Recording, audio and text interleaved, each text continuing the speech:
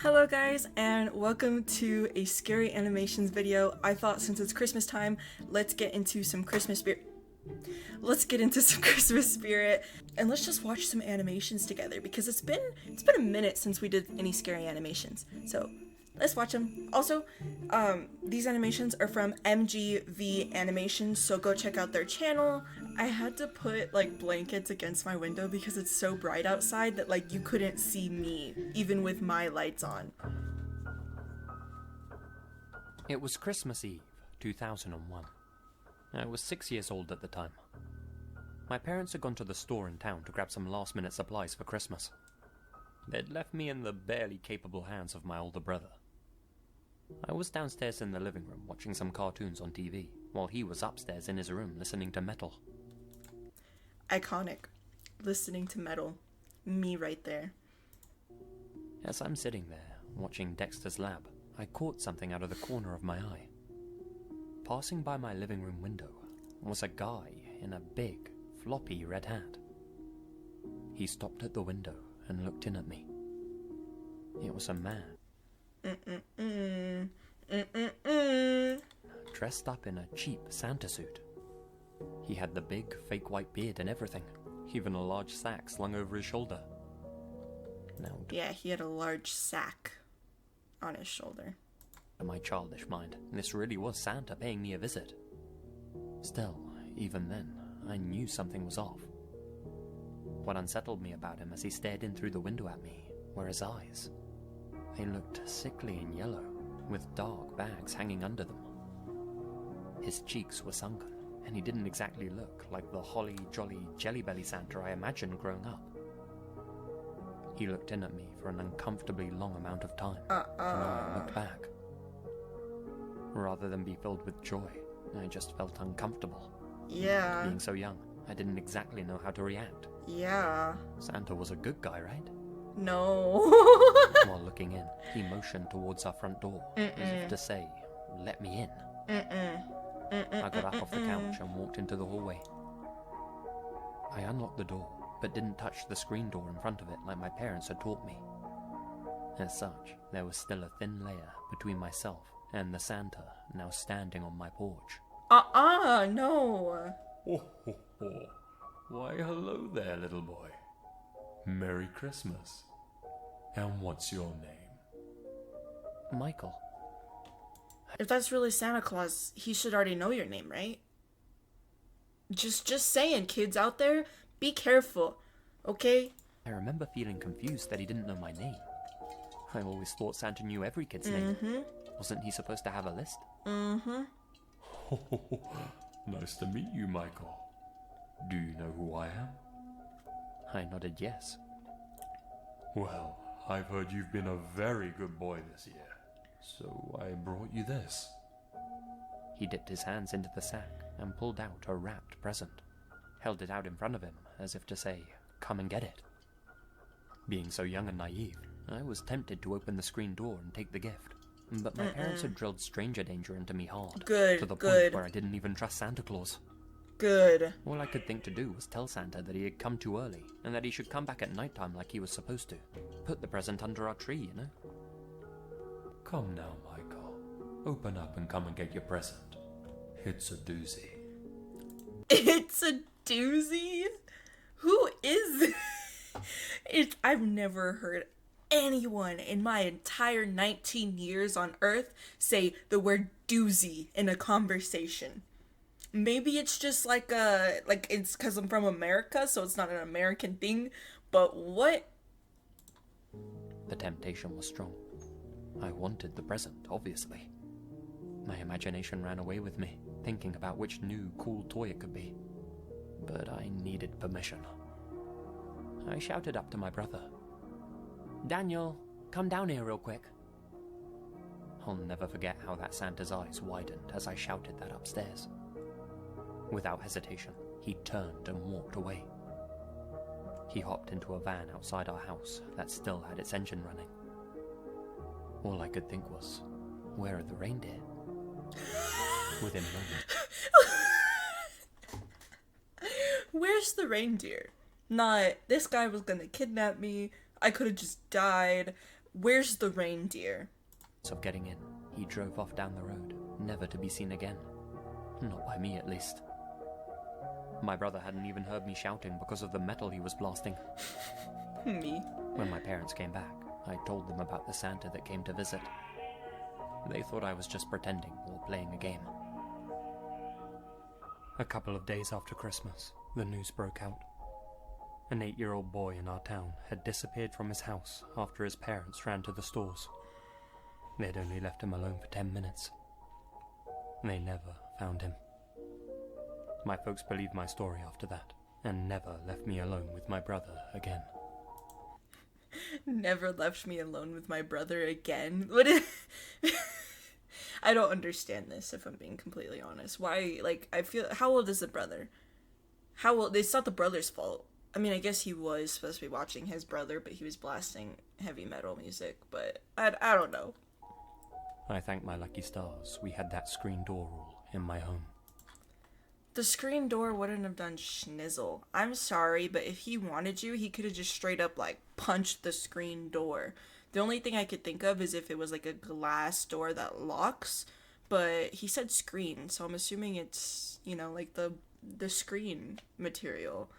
But, damn. On Christmas Eve in 1989, I was traveling through Mexico That's some big hands. Look at his hands on that steering wheel. Those are huge. City in my boyfriend's car. He was driving and I was navigating. There were Christmas decorations up along the streets and most of the traffic was moving at a snail's pace, taking care not to hit the dense pockets of people walking up and down the street. We were in a hurry though, so my boyfriend turned off one of the main roads and we cut down a side street to avoid the congestion. We made a few more turns and suddenly stopped when we realized we didn't have a clue where we were. I opened the map while my boyfriend put the car in park and lit up a... I'm sorry, but 1989, and that's a cell phone? Excuse me, but what? cigarette. I was tracing our route on the map to backtrack us when something struck our car hard on the front side right next to me. I caught a glimpse of a figure slam into our windshield and bounce forward off the car. I cried out in shock while my boyfriend stuffed his cigarette in the ashtray and stepped out of the car. This is where the experience became strange. I've never shared this before with anyone other than my closest friends and family who I trust. While my boyfriend was climbing out of the car, I saw the figure who struck us stand up awkwardly, holding his head and limp across the street. My boyfriend completely ignored him and bent down to look at the front of the car. I rolled down my window and called out, "Hey!" to the man as he limped away. My boyfriend, thinking I was yelling at him, called back to me, "Don't get out." I called back, "What? Why?" And my boyfriend stood back up and I noticed blood on his pants from where he had knelt down. Ooh. "He's dead," my boyfriend said, and he rubbed his face. "What? No, he's..."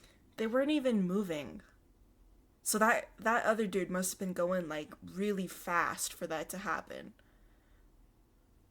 not, he's... I turned and started to point in the direction the man had limped away in, but he was gone. I got out of the car and stood up. I saw enough to understand what my boyfriend meant. The man we had struck had flipped off the windshield and caught his head in a storm drain. His neck was very clearly broken and he was bleeding heavily from 2 different compound fractures in his legs where he had struck our car with his bike. I don't think I can show that. Like, that doesn't... I think I'm gonna blur that, because that's kind of bad. Oh my god. The bike itself was lying on its side by my feet, the front wheel bent sideways and the back wheel still spinning. I was in shock and kept jerking my head back and forth down the street the man had limped down on and the figure at my feet. It didn't make sense. They were wearing the exact same clothes. How many people did we hit? I asked. Realistically speaking, during traumatic events, the brain goes through a very complex thing. So I don't think it was a ghost. I think it was just the traumatic event. having that happen, if that makes sense. Like a way to kind of cope with it. To my boyfriend. He looked at me like I had hit my head. Only one, he replied. Then he started waving his arms to flag down a police car. I sat down on the sidewalk and stared at the ground, feeling like I was going to be sick. I wasn't crazy. I hadn't seen a ghost because I had seen the shadow of the man cast on the stone wall behind him as he stood up and limped away. But there he was.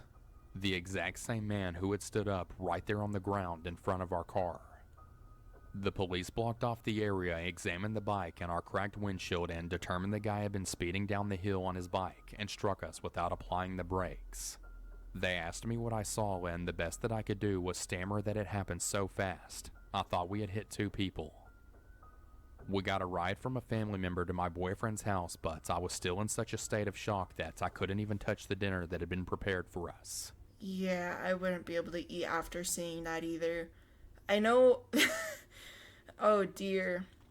See, this one, I could definitely believe that it's true. I mean, this video didn't claim that these are true stories, but I could definitely believe this is true. And like I said, I don't think it's a ghost. I think it's just the traumatic event that happened. And every time you think of a memory, like you remember a memory, the memory changes. So what you remember isn't what actually happened, which I think is super interesting, because every time you remember something, you're tainting that memory, either by making it... It's pretty much creating false memories. That's what they call it, is false memories. So every time you think back to something, it changes. So I think her recalling this, it kind of changed in her brain because she thought about it so often because of how traumatic it was. So to kind of cope with that, she imagined the guy getting up. But yeah, kind of interesting. People have since asked if the man who stood up was bloody or if I could see the whites of his eyes. Honestly, I don't recall seeing either. All I could say with certainty is that he stood up, held his right hand to his head, and limped away. He didn't react to my boyfriend stepping out of the car. I don't know if I believe in ghosts or life after death, but if that's the case, this man was physically reacting to the impact that had killed him, seeming not to have noticed that he was dead. Occasionally I dream about that night and that impact, but in the dream I never see the man stand back up. I see a bright flash of light and then nothing. No details of the man himself after the hit. I never even found out the man's name. It was the worst Christmas of my life. The best story my grandfather ever told me happened back when he was 18 years old on Christmas Eve in 1959. 1959? He was lying on his couch with a broken leg, which was perched on the arm of the couch. I don't know if that's how you wrap a broken leg. Also, giant foot, but like, don't you usually wrap the foot with the leg too? Even if, like, let's say, well, I guess if you broke your knee. No, if you broke your knee, I'm pretty sure you wrap the whole leg. I don't know. I've never broken a bone, so who knows? All wrapped up in a cast. He was listening to the radio and watching the snow fall outside as he used the poker to adjust the wood in the fire. Vibes for real. It was about 8 p.m. and he was alone in the house. His family lived on a farm in the middle of nowhere in Kansas, and his father and brothers were across the property in the barn, roughly about a mile away. Oh, I was like, why is he alone in the house on Christmas Eve? That's so sad. As an 18-year-old, could never be me. He doesn't recall where his mother was. He was reading something in the newspaper about President Eisenhower when there came a furious pounding at the door. An enraged voice screamed from the other side of the door that Owen, my great-grandfather, was going to die tonight. My grandfather didn't respond to this.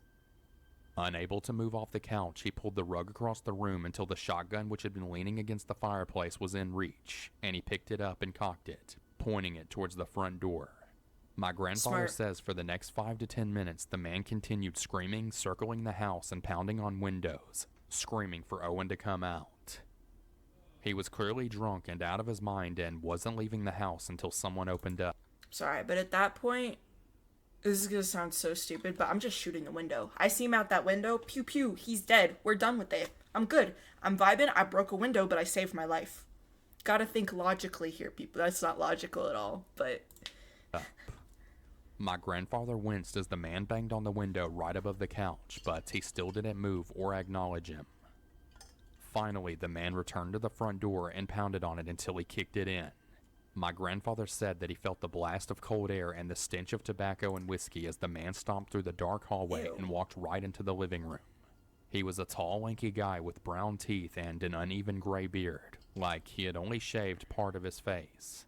The guy's eyes were as big as hubcaps, and he was barefoot. As big as hubcaps? Hubcaps are freaking huge. They're bigger than people's faces. I know that's an expression, but now I'm imagining a person with eyes like hubcaps, like freaking bigger than your head. Which was crazy as it was snowing outside. For about 10 seconds, the guy didn't even notice my grandfather, but was glancing around the room quickly, his eyes darting back and forth like a rat, until his eyes fell upon the couch. He saw my grandfather, he saw the shotgun, and he froze like a deer in the headlights. My grandfather cocked the hammer back on one of the barrels. He had him dead to rights, and the intruder knew it. My grandfather snapped, "Get the fuck out!"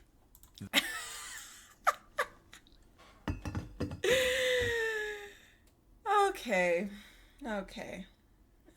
I don't know why that's so funny to me, but I can't. I'm sorry, but I'm not even telling someone to get the fudge out.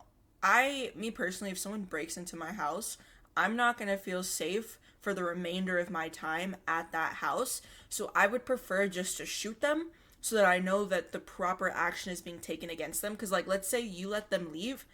A, they're going to maybe do that to somebody else, make them feel unsafe. And then B, they might come back to your house. So I'd rather shoot them, police come, take them away to prison, to jail, wherever they're going to go, mental institution, just so that I feel safe knowing that person can't get to me again.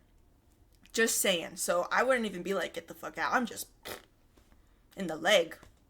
In the leg. I don't want to kill someone. Killing someone would be a little bit overkill for me. Get it? Overkill. That's so stupid. The man took a step back, looking more enraged than afraid. "Where's Owen?" he hissed. "Get out!" my grandfather yelled.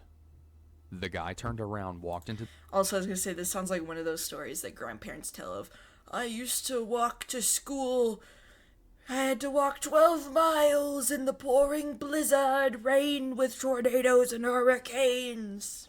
the kitchen and dug through the pantry until he found a pint of whiskey. What the He even turned around and looked back into the living room just to make sure the shotgun was still up. He threw back the whiskey, dropped the bottle in the sink, and walked out, calling back over his shoulder, "Tell Owen I said Merry Christmas." Once the guy was outside, my grandfather heard him knock over the pile of firewood by the steps. After another minute, he smelled smoke and realized the guy had set fire to the pile, likely intending to burn the house down. My grandfather hobbled over awkwardly, shotgun still up, barely able to hold it straight on his bad leg, and I would peered just shoot outside. him. The guy was gone, but there was so much snow around the fire and so much icy wind assaulting it that the fire was already nearly out. So much icy wind assaulting it. Nice. When Owen and the others got back and saw the charred marks on the front stairs, they asked what happened, and my grandfather told them everything. Owen flew into a rage, took the shotgun, and followed the guy's tracks out across the fields with a lantern. He didn't come back until Christmas morning when the family was all gathered in the kitchen for breakfast. Did they eat him? Did they eat him? Owen tossed the gun down and hissed that the fucking thing hadn't even been loaded. When my grandfather asked if he got him, Owen nodded and responded, "Oh yes." And that was it. Is this guy's family, like, crazy? He never got my great-grandfather Owen to report exactly what happened or even know how he knew the man. My grandfather said that he never saw the stranger ever again. I asked him if he thought Owen had killed him, and he responded, "I'm almost positive that he did." When I asked, "But how did he do it with no ammo in the gun?"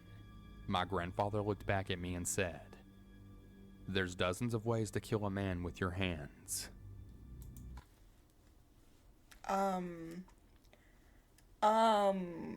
Well, that's not very cutesy or demure of him. Like, what are you doing, girly pop? Like, you're... What? What? This was me, struggling to keep up with posting consistently on YouTube and getting less views than normal, until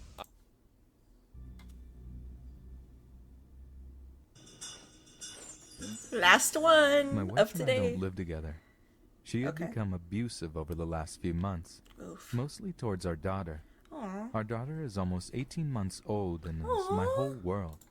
Bro, she's not even 2 years old yet. And she's already getting smacked around. I am unemployed at the moment, but my mother had been helping me out a lot.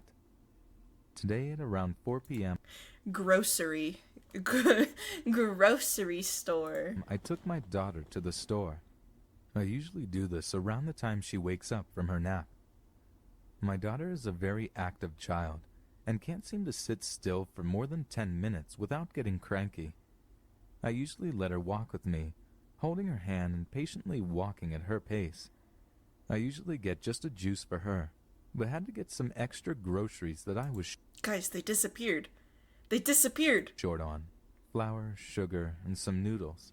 I Noodles. also remembered we were low on milk and grabbed a gallon on our way back. With all that I was carrying, I wasn't able to hold her hand. I made sure to walk behind her, Just get a cart, please. I don't want her to get kidnapped. but that only makes her walk slowly. As we made our way to the register, I was continuously urging her to keep walking, which she would do, but only for a second before her attention would be drawn to another rickety box with whatever was on sale, or she would see something colorful on a lower shelf. Me, for real, whenever I go shopping, I get distracted so easily. I was getting a bit frustrated, but I wasn't showing it in my voice.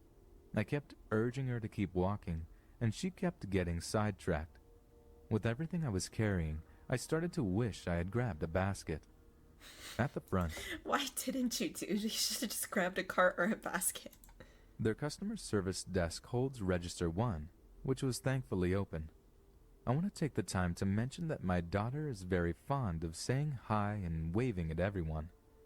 I set everything up to get rung up, but the service attendant Yeah, I don't understand how children I don't understand how children are so nice.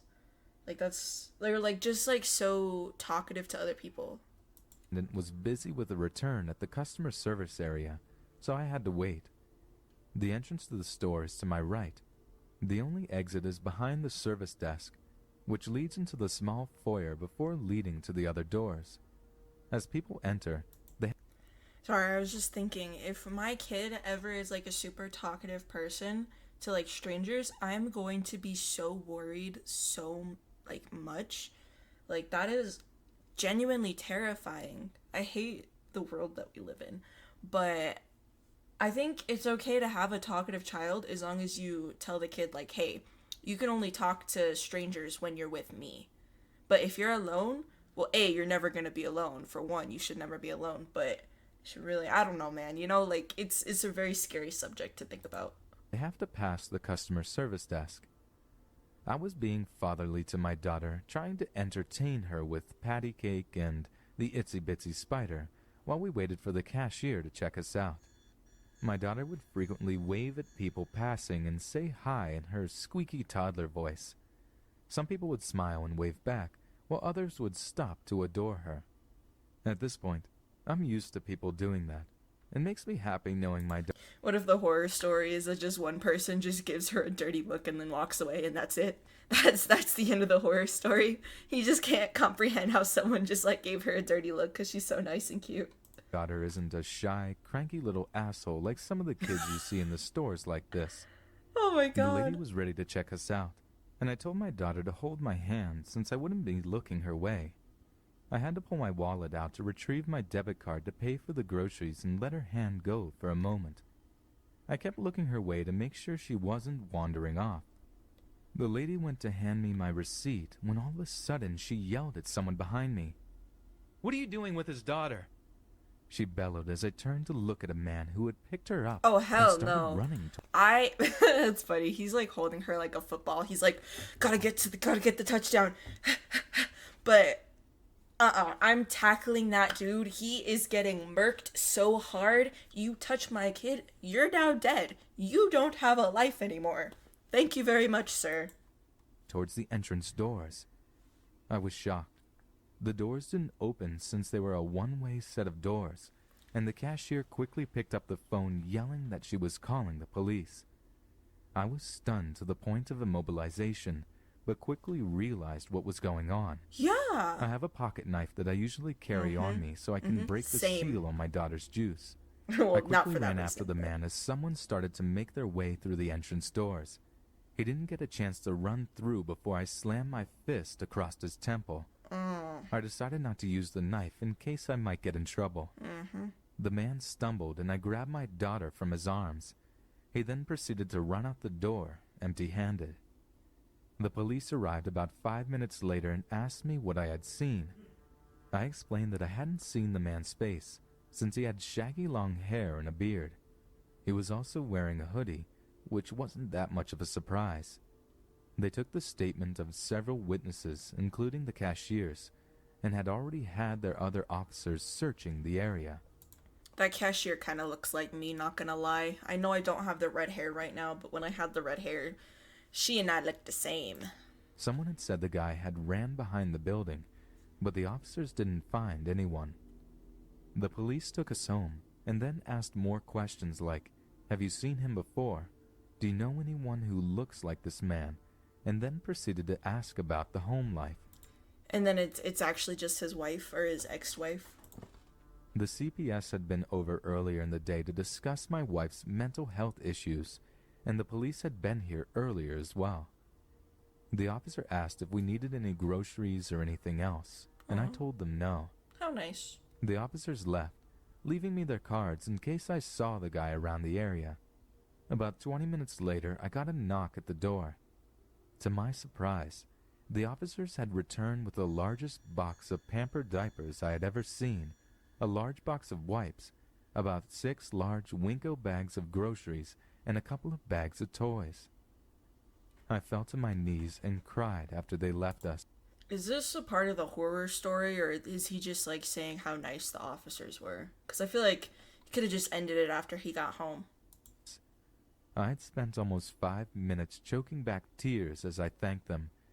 They had left us with a Christmas card saying I was a strong father to have had so much go on recently, and that my daughter was lucky to have such a great father. Hold on. I need to talk about the double standard. There is often a double standard of when a woman is being a mother to her children. It's, oh, she's a mom, she's a whatever. But, like, she's just doing her job. But then when a man is, like, a father to their kids, like a single father, like, you have a single mom, it's like, oh my god, she's a single mom, where's her husband at, blah, blah, blah, blah, blah. And then when you see a single father, you're like, oh my god, he's doing such a good job, such a hard worker towards his children, he loves them. And I'm like, double standards, guys.